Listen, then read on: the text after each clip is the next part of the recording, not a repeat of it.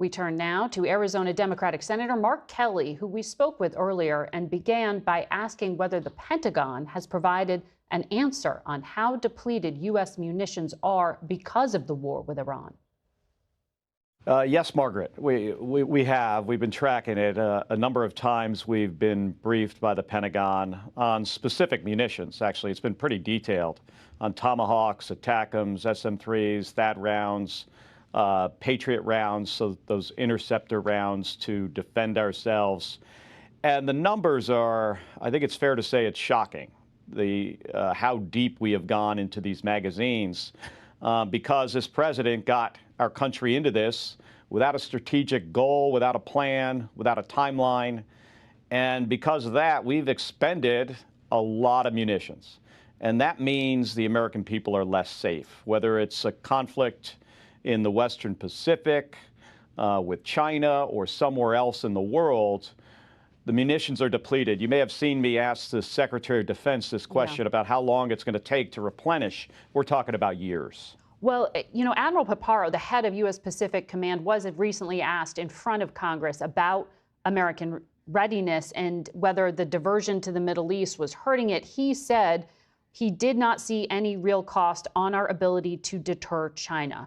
From what you have heard, when you say it's shocking, do you think that the U.S. would be able to defend, for example, Taiwan if China tries to move against it? Or are you saying we are not in a position to do that right now? Well, it all depends on the length of a conflict. You know, conflict that lasts a matter of days or just weeks. I think we're well positioned to do that. If a conflict goes on for months or years, when it takes years to replenish some of these munitions, of course we're going to be in a worse posture than we otherwise would be in if this war in Iran didn't happen. And by the way, Margaret, what are the American people getting out of this?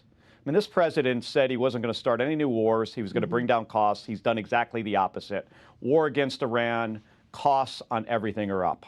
Well, that is true. Of course, you know, their argument that this was an inevitable conflict in some ways. But when it comes to making America ready to defend our allies and ourselves, does what you describe basically make it impossible for a Democrat like yourself to say no to that request from the White House for $1.5 trillion in defense spending? Well, first of all, let me just back up a second.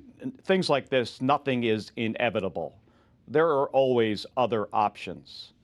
During the Obama administration, the Iran deal, the JCPOA kept the enrichment at a lower level. Donald Trump tore that up. That's the reason we're here. But this also was not inevitable. There were other things that we could do. The $1.5 trillion request from this administration, it's outrageous. When I got to the Senate 5.5 years ago, the defense budget was just over $700 billion.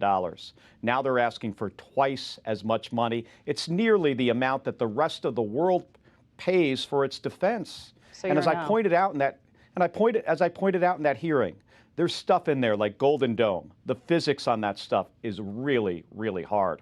I'm very confident we're going to spend a lot of money and we're going to get a system that doesn't work. There are other things in there we do not need. I mean, they need to submit a defense budget that makes sense for the moment we're in. Okay, sounds like you're saying no on that. Let me ask you about something that the administration released late Friday, and that was sanctioning 4 entities for providing satellite imagery to enable Iran's military strikes against U.S. forces and allies. 3 of those entities are based in China. How extensive is China's support for Iran and targeting of American assets? Well, of course China's supporting Iran. You know, so is Russia. I mean, they are allies. They're all adversaries of ours, so I'm not surprised. Not surprised. Should there be a cost for it? Beyond these sanctions? I think, you know, sanctions on whether it's on the Chinese for supporting Iran or the Russians, you know, for their war against our ally in Ukraine, you know, sanctions are a tool we have to try to get an effect from our adversaries. And this administration is not using the sanctions power it has with regards to Russia. I mean, we're trying to get them to put more sanctions on Russia and this administration has been lifting sanctions on the Russians. There is, you mentioned Russia, there is this 3-day ceasefire in the Ukraine war to allow prisoner exchanges and this parade that Vladimir Putin holds annually. He said yesterday the Ukraine conflict may be, quote, coming to an end, but it is still a serious matter. We know the American diplomacy has failed to date. How do you interpret what Putin said there? Well, I think it's a positive, statement. We want this to end. Nobody wants this to end more than the Ukrainian people. I'm going to be traveling back to Ukraine here in about 3 weeks or so to meet with government officials to get firsthand what the status of the conflict is, to hear from the Ukrainian people. We want this to end. They want it to end. I think one of the barriers to peace is that Donald Trump has not provided the support to the Ukrainian government, the Ukrainian people that Ukraine needs. Instead, he often, we've seen this over and over again, how he's got this odd relationship with Putin. He refuses to press Putin in a way. He's backed off on sanctions. He's not put the pressure on the Russian government with the tools that we actually have to get an outcome and get this conflict to end. Well, we'll see if that position changes since the diplomacy, Secretary Rubio says, has not progressed. I want to ask you about your own case here. You were in court this past week. You are suing Defense Secretary Hegseth on the grounds that he violated your free speech rights. The Justice Department is arguing the video you made was calling on active duty service members to reject legal orders. I know you say it was just to resist illegal orders. You've said it's going to go to the Supreme Court. Why do you think that that's where this is headed? Well, Margaret, I actually don't know, how this thing ends. The Supreme Court could take it up. Maybe they decide not to. I do know this, that Pete Hegseth and Donald Trump tend to double down on bad ideas. That's why, I said that. But, the bottom line on this thing is this isn't about me. I said something. It was very clear what we said. Do not obey illegal orders. They're saying I said something else. That doesn't make any sense. What they said in court just the other day on Thursday is that if retired service members like me and the other 2 million retired service members out there want to be able to exercise their First Amendment rights, they can give up their retirement, so give up their pension, give up their health care, give up that retired status. Think about that for a second. The people who have given the most to this country, this administration wants them to give up their constitutional rights. Well, one of the judges said that you are different because you have a bully pulpit because you're a senator, that you're not the same as every other veteran. Well, my job is to hold this administration accountable. I'm on the Armed Services Committee.